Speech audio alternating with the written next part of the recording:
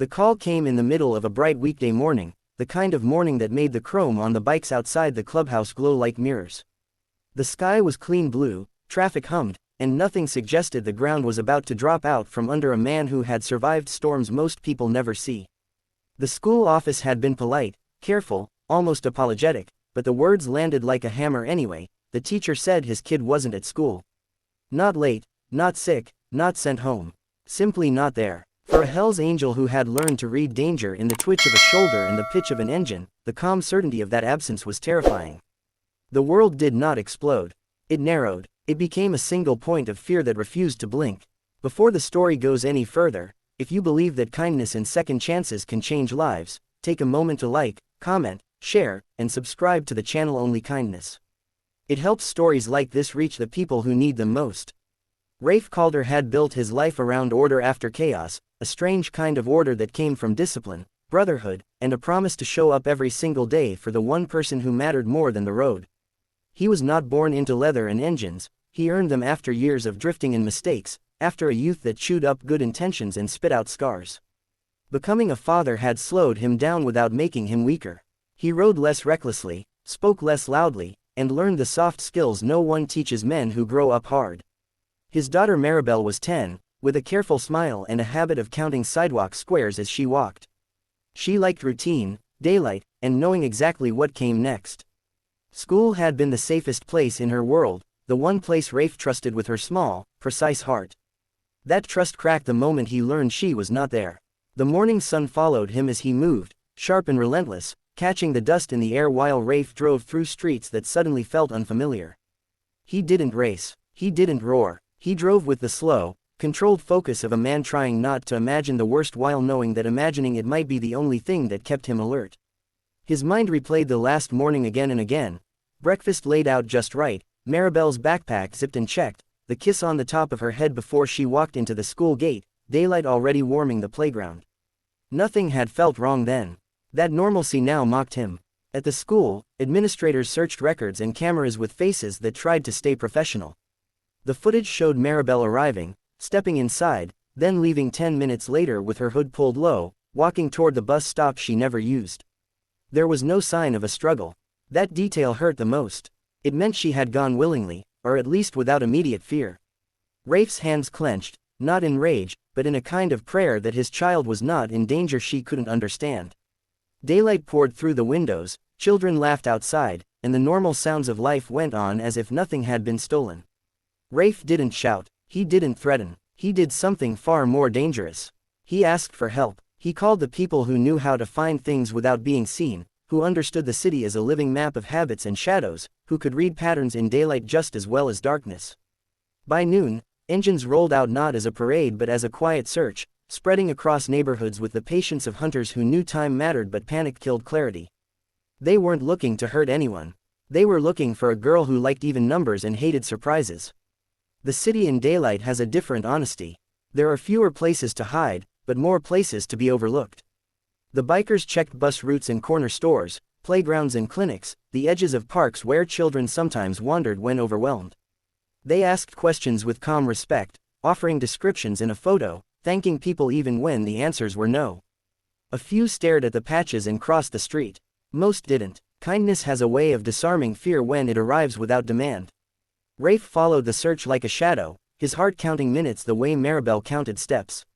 He remembered the times she had melted down in crowded spaces, the way loud bells and sudden changes could make her feel trapped. He had learned to anticipate the moments when she needed air and sunlight and quiet.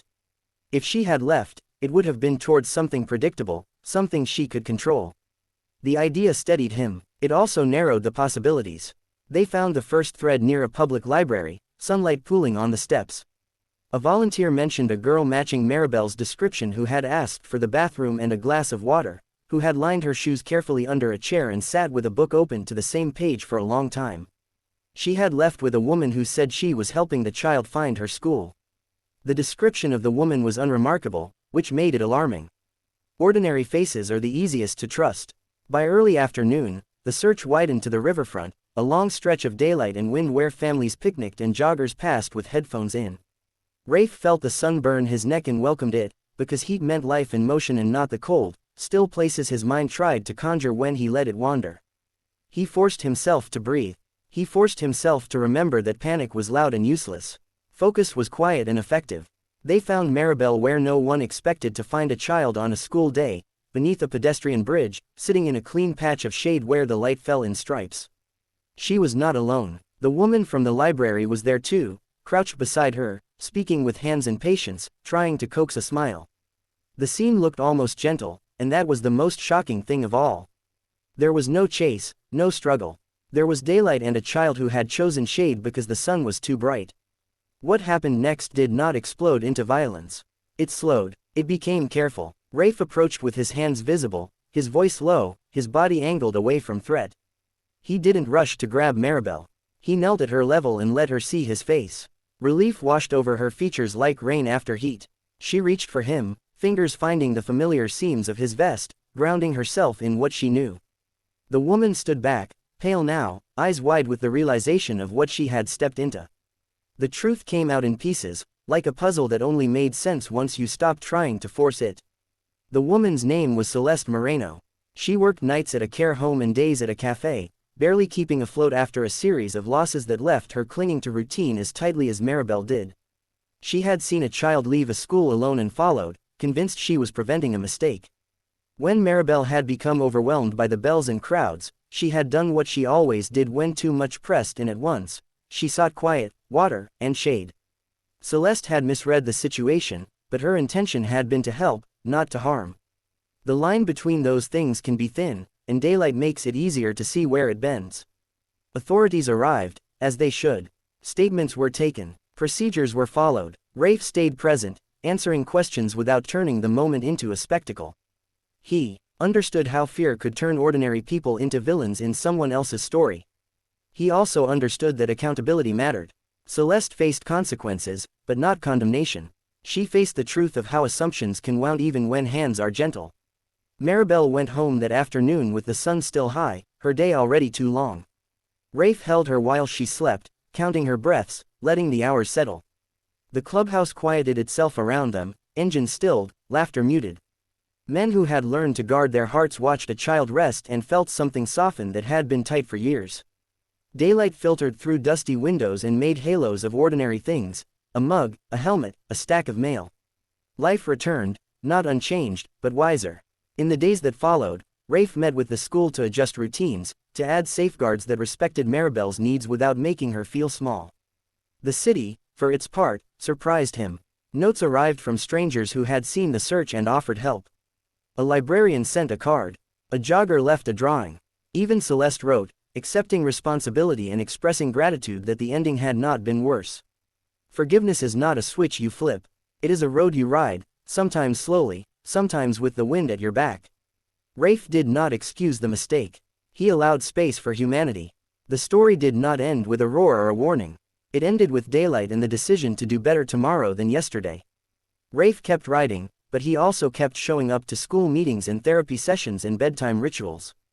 Maribel learned that the world could be loud and still safe if the people in it paid attention. The bikers learned that their reputation could be a tool for protection rather than fear when they led with restraint. And a city learned, quietly, that kindness often looks like patience under a bridge on a sunny afternoon. If this story moved you, if it made you think about the ways we look out for one another in the open light of day, please take a moment to like, comment, share, and subscribe to Only Kindness. Your engagement helps keep these stories alive. Special request. Comment below with one small act of kindness you believe could change someone's day. The sun dipped lower as evening approached, but the warmth of that afternoon lingered, proof that even when fear tries to steal the light, people can bring it back together.